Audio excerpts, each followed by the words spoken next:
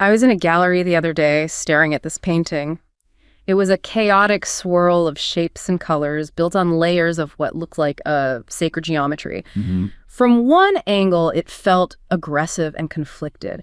But if I took a few steps to the left, it suddenly resolved into this incredible sense of harmony. Wow. It was like the painting was alive, constantly recalculating itself right in front of me. I looked for the little plaque on the wall, expecting a title like Human Struggle or Cosmic Balance, you know, the usual artsy stuff. Right, the standard interpretation labels. Exactly. Instead, all I found was an equation. It read SP plus A plus G plus C. Just an equation, no title. Just that. I just stood there for a minute.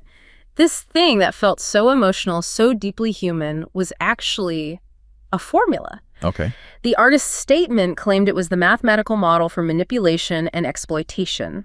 A piece of art wasn't just about a concept, it was the concept's logical structure expressed in color and form. So the form is the function, essentially. Yeah, that's how it hit me. What if a painting could be a proof? What if a novel could be solved like algebra? What if the most logical thing in the world, a mathematical equation, was actually the ultimate form of creative expression? That experience, I mean, that's an incredible starting point because it immediately throws this modern tension between objective logic and subjective expression right into sharp relief, doesn't it? It really does. For centuries, we've treated art and science as these totally separate hemispheres of thought, almost. Yeah.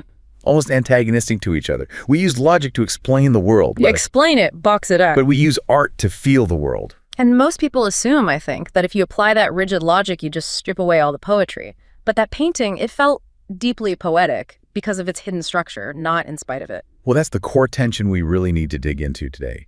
What if those two seemingly separate worlds, the mathematical and the emotional, are actually speaking the same foundational language? Just using different symbols. Exactly, just expressed in different symbols. And that is the mission of this deep dive.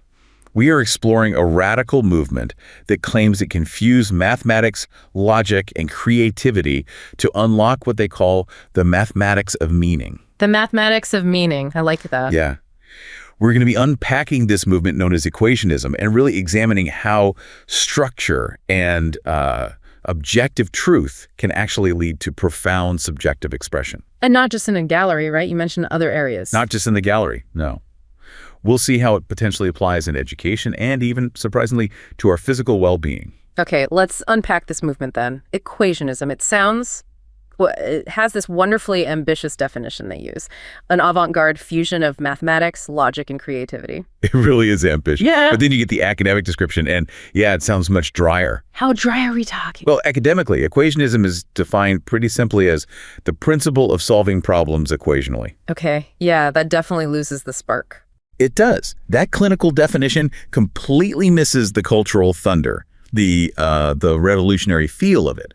The movement sees itself as the reawakening of expression through structure. A reawakening, so it's not just a style. No, not at all. They see it as a total revolution in how we process information and how we create meaning. So the core idea is that equations aren't just tools for calculation, not just solving for x in algebra class. Not at all. They argue they're fundamental language symbols. They view this mathematical language as inherently profound because it represents universals. Things like balance, paradox, symmetry, fundamental truth. Okay. The aim of equationism, then, is to take this hidden underlying structure of logic and just set it free. Let it loose inside literature, art, culture. Yeah. Revealing a logic that they believe underpins all human experience. Wow. That immediately challenges that traditional boundary we put up between art and science, doesn't it? Completely. It's suggesting that a novel or a painting or even just a single sentence can hold the symmetry of algebra right alongside the chaos of human emotion? Yes, and not just alongside it, but that those elements are maybe mutually dependent. Mutually dependent? How so? They see it as the fundamental structure of thought itself. Their movement isn't really interested in just tweaking or refining old artistic or literary methods. No more incremental changes. No. They aim to break and reimagine them entirely. They want to challenge that whole historical division we've created between logic and emotion. They believe words, numbers, images, they can all coexist as one unified expression. So it's a push for a revolution in how we even define what artistic expression is. Not just what it looks like, but how it's actually built. Precisely. How it's constructed from the ground up. logic. Okay, I think to really get this, we need some concrete examples, because seeing how they translate these incredibly complex, messy human concepts into formal equations, that's where the theory kind of hits reality, right? Absolutely. Let's start with that chilling formula you saw in the gallery, the ME model. Right, the manipulation and exploitation model. Exactly. The ME model. It is incredibly dense, and it's attempting to formalize something as vast and awful as human exploitation and suffering. The full detailed formula, again, is CSM plus EP plus M plus XA plus X plus EG plus M plus EC. Okay, so hearing it read out like that it's a lot. For you listening, what do those variables, like P, A, G, and C, what do they actually stand for in the social context? Yeah, that's vital. So the equation tries to quantify suffering S by analyzing the inputs.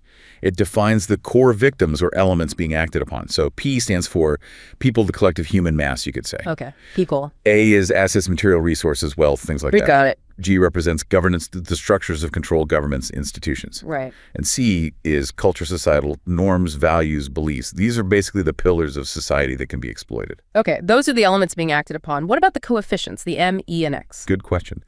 M is the variable for manipulation, think strategic psychological control, propaganda, that kind of thing. E is for exploitation, the actual extraction of resources, labor, value. Makes sense. And X. And crucially, X represents the unknown factors, the uncontrolled variables, the chaos, the things that affect the system that maybe aren't planned or fully understood. Okay. So the equation is basically saying that the total suffering, S, is the sum of how people, assets, governance, and culture are subjected to these varying degrees of manipulation, exploitation, and these unknown elements. So the art isn't just showing exploitation, it is the logical structure of exploitation. It forces you, the viewer, to look at a huge social problem and try to figure out the inputs and coefficients that generate that specific output. The suffering, that feels almost cold. It can feel that way, yeah. Doesn't attempting to formalize something as horrific as suffering risk, I don't know, dehumanizing it, sanitizing the horror somehow? That is absolutely the central ethical question Equationism brings up, a huge one. However, proponents would argue the opposite. They'd say that by rigorously defining the structure of suffering, you actually make it visible, you make it traceable, and potentially you make it solvable. It's like reverse engineering human struggle to find the levers you might need to pull for change. Reverse engineering struggle. Okay. And they applied this same kind of structural thinking even to really abstract concepts, like success. They do, yes, through what they call the success equation. And they frame this using the metaphor of the Rubik's Cube theory. A Rubik's Cube. Okay, unpack that metaphor for us. Why a Rubik's Cube? Well, the Rubik's Cube is sort of the perfect metaphor, isn't it? It symbolizes sequence, defined steps. You can't solve the cube by just randomly twisting it. No, definitely not. I've tried. Right. You need a structured algorithm, a set of moves in the right order. So in the equation, the letters represent these algorithmic movements of the human mind that they argue are necessary for achievement. All right, let's hear the equation again and break it down. Sure. It's DFU plus R plus U plus R plus D plus T plus L plus D plus U plus A plus G right arrow, C right arrow, SC right arrow scaled. Okay, first part. F plus R plus UR. What are those? So F is focus, R is repetition, and U is understanding. They see these as the foundation. So that first bit, the F plus R plus U, that's like the initial learning and application stage, getting the basics down. Precisely. Then the second parenthesis, R plus D plus T, represents the necessary inputs for disciplined execution. R here is rigor, D is discipline, and T is time. You have to put in the work. Rigor, discipline, time. Okay. And the third part, Leewell plus D plus U. This involves internalizing the process, making it sustainable. L is longevity, sticking with it. D is drive, the motivation. And U is uncertainty, accepting risk, dealing with setbacks. Okay. Focus, repetition, understanding. Then rigor, discipline, time. Then longevity, drive, uncertainty. That covers the input side. What about the output? That PP plus A plus G, right arrow, C, right arrow, SC, right arrow is essential. That's the progression of outcomes. P is profit, or you could think of it as tangible gain. A is authority, gaining influence or expertise. And G is growth, personal or organizational. PAG, profit, authority, growth. These then lead to C, which is control, mastery over the domain, and then SC, which is self-control, mastery over oneself. Okay. And all of that culminates in the final output, S for success. Equationism is arguing that success isn't some kind of magic. It's the structured, potentially measurable output of defined and repeatable mental and physical inputs. That feels actually quite empowering. If you can define the variables, you can consciously manipulate your inputs to aim for a more predictable outcome. That's the idea. And this structural concept is brought to life visually in their Sacred Geometry series of artworks. Ah, like the one I thought. Exactly. The creator describes them as living equations. They're multidimensional, layered structures built on geometric mathematics. But the key feature is that the art reveals an entirely different perspective, depending on where you, the viewer, are physically standing. That's exactly what I felt in the gallery. The piece was actively changing as I moved. It wasn't static. That's precisely the intended effect. Just like mathematical formulas can change when variables shift, or when you look at them from a different axiomatic perspective. Okay. The art reveals new meanings, new harmonies or conflicts from every angle. It's meant to be art that isn't flat or fixed, but maybe infinite and multidimensional. It's trying to mirror the complex, shifting geometry of human thought itself. Okay, so equationism is clearly trying to place itself within a historical context. They're arguing that this avant-garde spirit, the impulse to completely redefine art and thought, it isn't dead, it's just changed its language. From paint and canvas to, code and logic. That's a great way to put it. Yeah. And they look way back even to the Renaissance for their predecessors. The Renaissance, like Da Vinci and Michelangelo. Exactly. They view themselves as direct spiritual successors to those Renaissance masters. Think about Leonardo da Vinci. He refused to be contained by just one discipline, right? Right. He was everything. Artist, engineer, anatomist. Philosopher. And Michelangelo, sculptor, poet, architect. Their genius, equationists would argue, lay in that fusion of science and art. They proved that deep technical mastery and profound creativity weren't separate things, but maybe two sides of the same coin. And equationism sees that fusion, that refusal to be siloed, as the ultimate revolutionary act. Pretty much. So where the Renaissance blended art and, say, empirical science like anatomy, equationism is aiming to fuse math, pure logic, and creativity. Okay. But to really understand how revolutionary equationism feels today, we probably need to compare it to some of the more recent 20th century movements. Those avant-garde groups that also tried to redefine art, often in response to technology and massive societal upheaval, the ones who, wanted to tear down the past. Absolutely. We have to look at movements like Futurism, for instance. Right, Futurism. What was their main obsession? Futurism, which exploded out of Italy around 1909 with Filippo Marinetti leading the charge, was utterly obsessed with speed, technology, the machine age. They were radical. How radical? They saw the past as this suffocating museum. Technology was the savior. Their famous creed was all about fighting the fanatical, unconscious, and snobbish religion of the past. They embraced the chaos of modernization. They even, quite problematically, glorified war as a catalyst for progress. Yeah, that part hasn't aged well. And their art reflected this obsession with speed and movement, often fracturing forms, trying to show things in motion. Totally. Futurist art is filled with dynamism, movement, symbolism. They definitely took cues from Cubism, but they applied it to subjects like speeding frames, cars, roaring crowds. They were so fixated on capturing reality beyond the static frame. Beyond just a single snapshot. Exactly. They adopted techniques like chronophotography, that early technique that captured sequential phases of motion, like a precursor to film, and they explicitly rejected nature. Technology was superior, the only true subject for the modern era. Okay, so that's futurism, speed, machines, rejecting the past. Then, shifting politically, after the Russian Revolution, you get constructivism. Their goals sound completely different, much more utilitarian. Entirely utilitarian. Constructivism rejected art for art's sake completely. They felt art needed to be useful, had to serve industry, serve social causes, help build the new communist society. Their art was dictated by its material and its function. So the material itself was key. For a constructivist, the material nature of an object, wood, metal, glass, was paramount. It trumped traditional ideas about composition or aesthetic beauty. They used geometric forms very heavily, and they were often influenced by the non-objective abstraction of another movement, suprematism. Right, suprematism. We should probably touch on that briefly, too, because that seems like the absolute extreme of pursuing pure sensation, right? Suprematism, yeah, pioneered by Kazimir Malevich. He wanted to strip art down to its most basic non-objective form. Simple geometric shapes, squares, circles, and primary colors.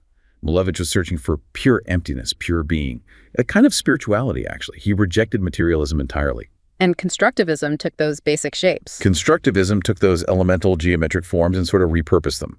They transformed those abstract shapes into things like architectural designs, posters, functional objects, all with a clear political purpose. Okay, so let's recap those three.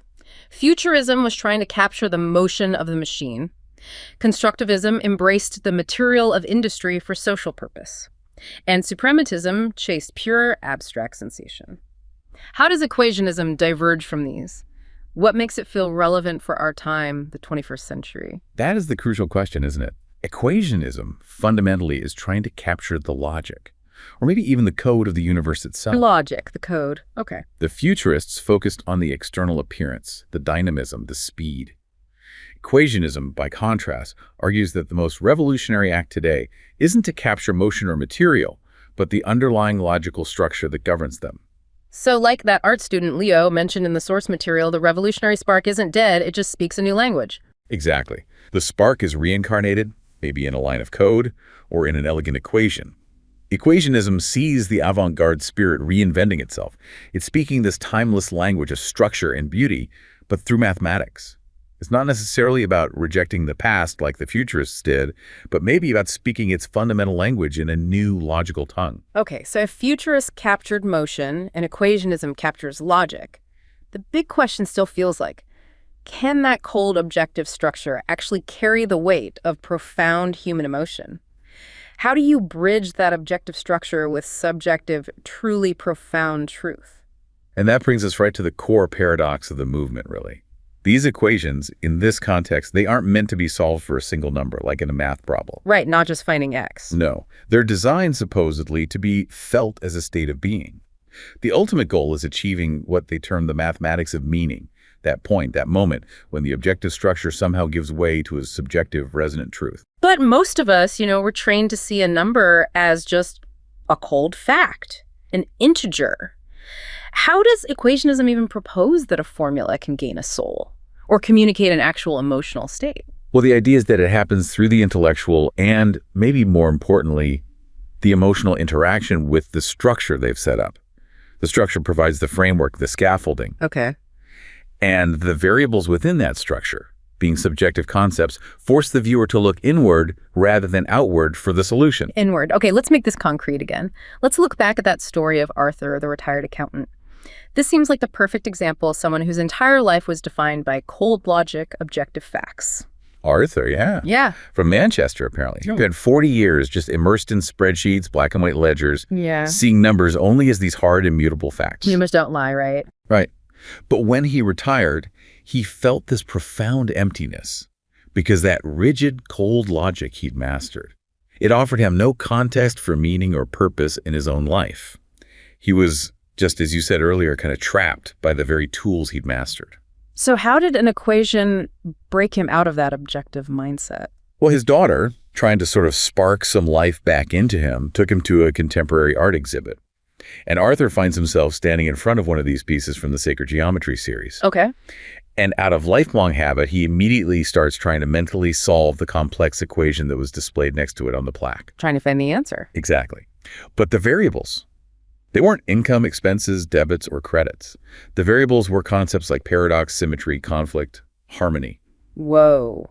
That cognitive dissonance must have been huge. He couldn't solve for a numerical value. There's no number for paradox. Precisely. The equation forced him to mentally solve not for a number, but for a state of being. He had to try and calculate the subjective balance between paradox and harmony within himself, reflected by the art. Calculate a feeling. Yeah. And as he stood there grappling with this, he suddenly saw the perfect, breathtaking structural balance within the formula itself.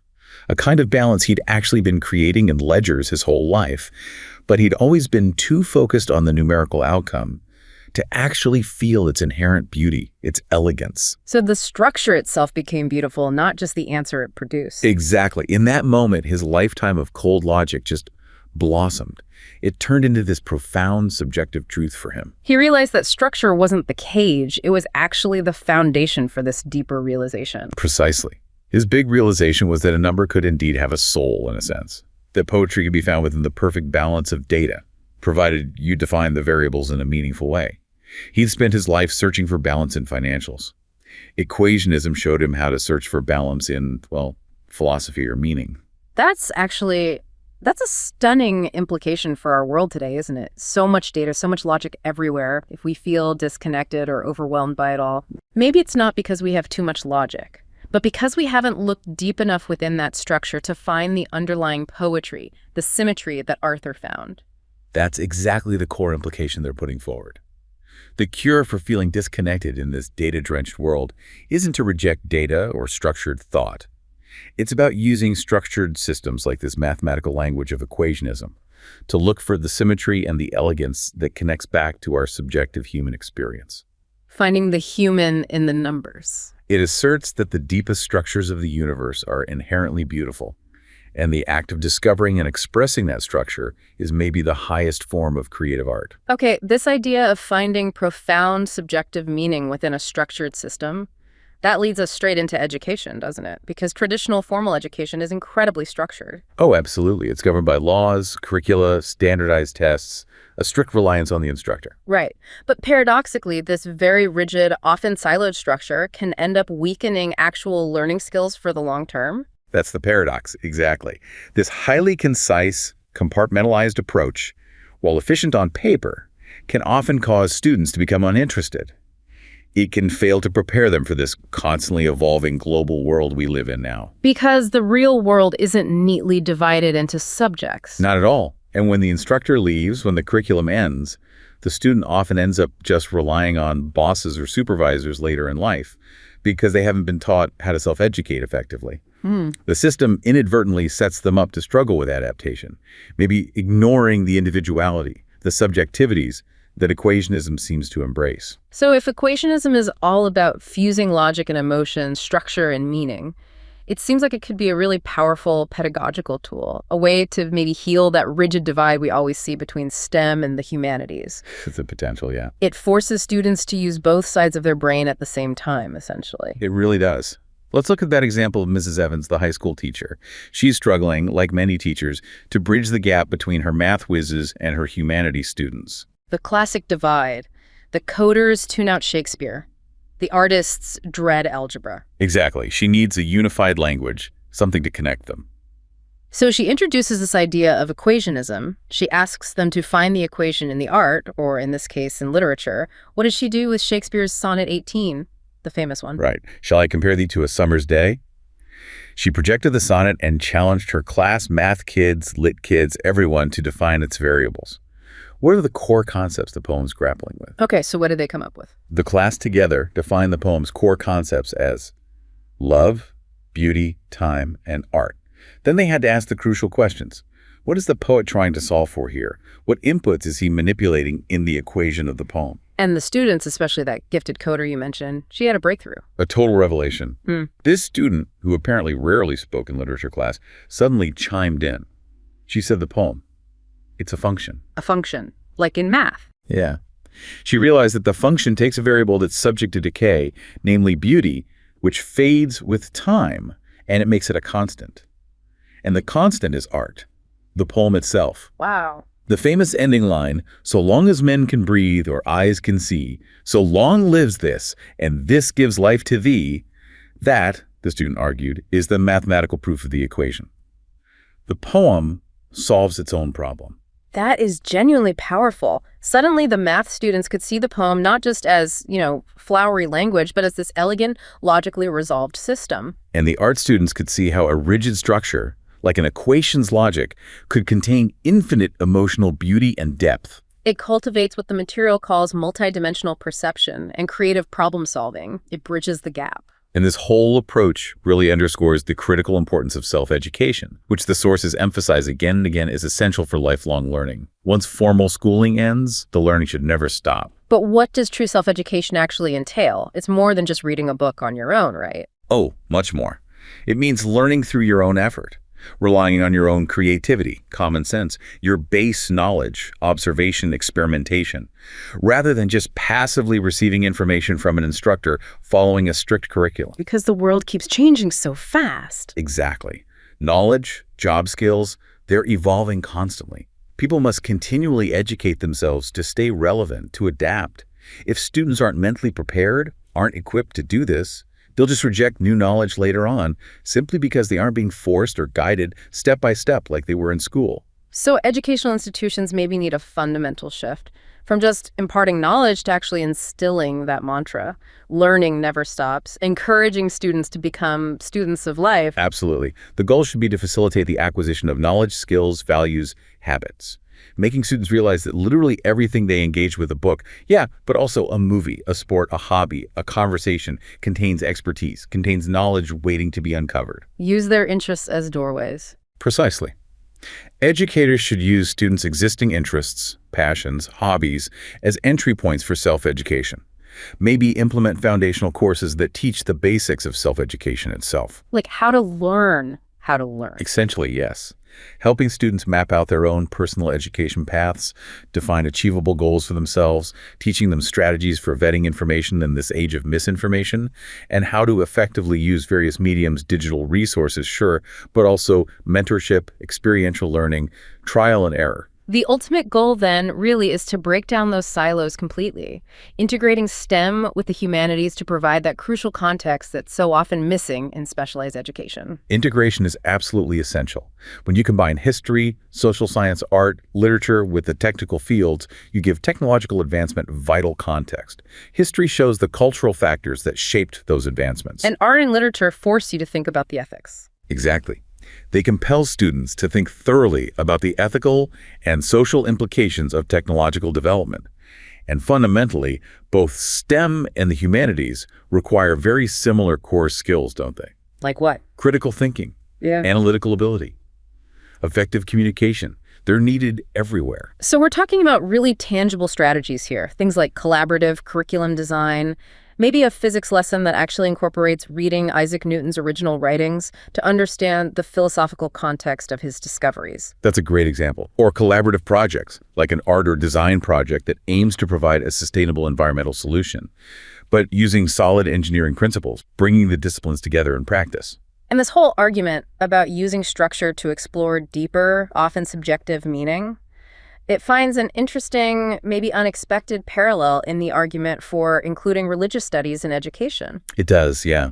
While it's obviously a highly subjective and potentially controversial area, some educators argue that religious studies are necessary for a truly holistic education. Why is that? How does exploring subjective beliefs fit into a structured educational system without becoming, preachy? Well, the argument is that religious studies, when taught correctly, which is key, provide a kind of universal framework for understanding things like morals, ethics, existential guidance, subjects that often get missed or sidelined in purely secular formal education. So the goal isn't to impose belief. Absolutely not. The goal is to offer a perspective-driven approach, to encourage exploration of the metaphysical and ethical landscapes that humanity has grappled with for millennia, developing understanding, not belief. Okay, so similar to how equationism uses mathematical structure, the idea here is to use a structured approach to religion, like teaching the historical foundations and origins of major world religions rather than teaching specific doctrine. Precisely that. Focus on the framework, the history, the comparative ethics. So you encourage critical thinking about these universal ethical systems, about humanity's ongoing search for meaning, using a structured academic lens. Exactly. So both equationism, in its way, and this view of religious studies share that objective. Using a defined structure, whether it's historical, logical, or mathematical, to explore subjective, profound, often non-empirical meaning, whether that's the meaning of a poem, the structure of suffering, or the frameworks of human morality. Okay, we've gone from the abstract art gallery to philosophy to education. Now let's bring this right down to the most tangible place possible. Applying this kind of structured analysis like equationism for daily life to our own physical well-being, our bodies. That's a fascinating application. And the same core process of structured analysis really does apply when you manage your health. It fundamentally starts with two concepts: research and experimentation.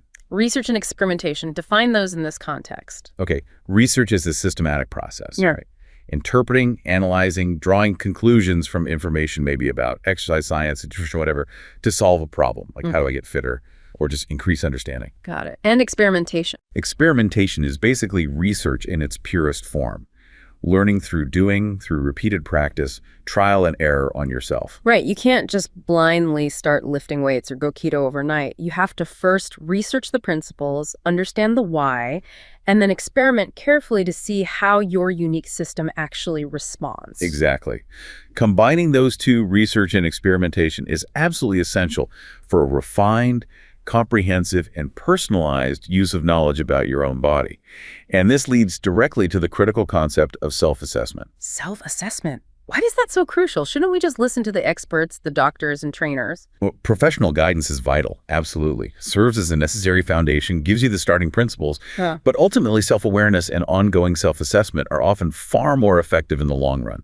Because nobody, not a doctor, not a trainer, not a nutritionist, nobody knows your body better than you do, day in and day out. Yeah, you're the one feeling it. You're the one living in it. If you skip that continuous self-evaluation, you risk operating on generalized data, maybe data that works for the average person, rather than your personalized data. And that leads to? Often leads to training at the wrong intensities, increases risk of injury, overtraining, burnout. You're essentially trying to solve the wrong equation because you haven't defined your own variables correctly. The body as a living equation. I like that. With multiple personal variables that we have to assess before any plan can really work for us. Exactly. You absolutely must factor in variables unique to you, treating them as these dynamic inputs into your personal health equation. Okay, so what are those key personal variables we need to define for ourselves? Now, first, probably genetics. How does your body naturally respond to different types of exercise or food? Some people are naturally predisposed to fast-twitch muscle development, great sprinters. Others are clear endurance engines. Ignoring this variable means you might be working against your own biological formula from the start. Makes sense. What else? Second, nutrition. And this isn't just about calories in, calories out. It's about the quality of the food, the timing of meals relative to activity. This directly impacts your energy levels, your recovery. It's like the fuel coefficient in your equation. Okay, genetics, nutrition. What about things people often overlook, like age and sleep? Hugely important and often overlooked. Age dramatically affects your maximum capacity, your recovery requirements, hormone levels. Yeah. A 20-year-old optimal training formula is going to be wildly different from a 50-year-old's. It just is. Right. And sleep. Sleep is perhaps the most crucial recovery variable of all. It's literally when the body recalculates, repairs, consolidates learning. Chronic sleep debt. That guarantees an inefficient, unstable equation. Things just won't add up right. Okay, so genetics, nutrition, age, sleep. Anything else? Yes, definitely factor in existing medical conditions, obviously, any limitations or considerations there. And critically, mental health. High chronic stress, poor motivation, anxiety. These mental health variables can absolutely sabotage the physical equation by altering stress hormones like cortisol, impairing immune function, diminishing recovery capacity. The mind and body are not separate systems here. Ignoring any of these variables, genetics, nutrition, age, sleep, medical, mental health, guarantees an inaccurate calculation and likely an unsustainable outcome for your health goals. Okay, so if we accept the body as this complex living equation with all these personal variables, then understanding something like the 5 heart rate zones, that seems like the most practical application of applying a structured, almost mathematical model to physical performance. It really is. It takes the guesswork out. It's purpose-driven training. Moving away from just going hard or taking it easy. Exactly. The heart rate zones allow exercisers to personalize their training intensity, systematically improve cardiovascular health, and achieve specific fitness goals much more reliably. Your heart rate is the measurable output of your body's exertion level, right? Yeah. So understanding these zones means you're respecting your body's unique specifications in that moment. It gives you confidence and purpose in your training. All right, let's break down the purpose of each zone then, starting from the baseline. Zone 1. Okay, zone 1, minimal exertion. This is very light activity, maybe 50–60% of your maximum heart rate. Think warm up, cool down, very easy recovery walks. Breathing is calm. You can hold a conversation easily. And the purpose. The key purpose here, physiologically, is efficiency. The body primarily burns fat as fuel in this zone. So it improves your metabolic flexibility, your body's ability to switch between fuel sources, which is really critical for overall health and sustained energy throughout the day. Okay, zone 1 is fat burning efficiency, recovery. What about zone 2? Zone 2, moderate intensity. This is maybe 60–70% of your max heart rate. This is your fundamental endurance building zone. The conversational pace gets a little harder, but you can still talk. And the benefit? It significantly improves your body's ability to use oxygen more effectively, what we call aerobic capacity. It enhances cardiovascular endurance. This is the sweet spot for building that base for longer sessions of running, cycling, swimming, whatever your activity is. Okay, so zones 1 and 2 are really about building a solid, efficient aerobic engine. Where does the real performance enhancement start to kick in, where it starts to feel hard? That really starts in zone 3, threshold. Now we're talking 70–80% of your max heart rate. Exercise feels challenging. Sustained conversation becomes difficult, maybe just short sentences. Okay. Crucially, physiologically, this is where you typically reach your lactate threshold, that point where lactic acid starts building up in your muscles faster than your body can clear it away. That burning sensation starts creeping in. Exactly. Training regularly in zone 3 forces your body to get better at buffering and clearing that lactate. It enhances your tolerance to it, effectively delaying fatigue during harder efforts, like in races or intense workouts. So you push back that point where your muscles scream stop. Precisely. Then we move into the really demanding zones. Zone 4, high intensity, is next, around 80–90% of max HR. Sustaining activity here requires real focus. It's uncomfortable. You definitely can't chat. And the goal of pushing this hard? The primary physiological goal here is to increase your VO2 max. That's the maximum amount of oxygen your body can actually utilize during intense exercise. It's a key indicator of cardiovascular fitness. Training in zone 4 fundamentally increases your overall tolerance to high intensity, boosting both muscle endurance and, importantly, mental endurance, pushing through discomfort. Okay, higher oxygen capacity, better tolerance for pain. And finally, the absolute peak. Zone 5, that's anaerobic, right? Zone 5, peak. Yes, this is 90–100% of your max heart rate. All-out effort. We're talking short bursts, maybe 30 seconds to a couple of minutes max. This is anaerobic output, meaning your body relies on energy pathways that don't use oxygen because the oxygen supply simply cannot meet the intense demand. Like sprinting up a hill. Exactly. The purpose here is developing neuromuscular coordination. Yeah. So effectively, your brain tells your muscles to fire in pure explosive strength and power.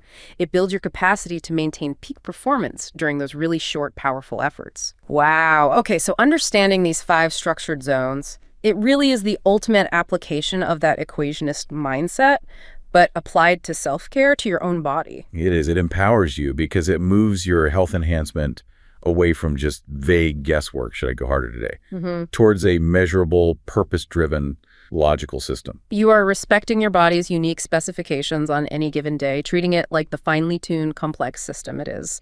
Not just a machine, but a living equation. It's the highest form of that self-awareness and self-assessment we talked about. You calculate your max heart rate, or get it tested. You monitor your performance in these zones, and you use knowledge, research, and application. Fundamentally the same tools the equationist artist or the educator uses to consciously enhance your own physical equation for health, performance, and longevity. Yeah. Hashtag outro. You know, it's quite a journey we've taken. We started in that abstract space, looking at a painting that was literally a formula for manipulation. Yeah, quite a heavy start. And we've ended up in the most tangible place possible. These 5 heart rate zones that govern our physical performance, our own bodies. And that journey from the gallery wall to the heart rate monitor, it really demonstrates this unified idea, doesn't it? That the deepest forms of human experience, whether they're artistic, emotional, educational, or physical, they can be mapped, they can be understood through logical systems, through structure. Equationism and the kind of structured thinking it embodies, it shows us that the search for meaning doesn't have to happen outside of logic or in opposition to it, but maybe deep within it, revealing these profound, sometimes unexpected connections between science and the soul, structure and subjectivity. And the truly revolutionary nature of this kind of philosophy, I think, lies in seeing these deep structures as structures of the universe, of society, even of our own selves, not as confining cages, not as limitations. But as frontiers. Exactly. As the ultimate frontier for potentially unbounded creativity and truly personalized understanding, knowledge, research, application. These are incredibly powerful concepts. And when you embrace them, they can carry you much farther than any single goal or any predetermined finish line.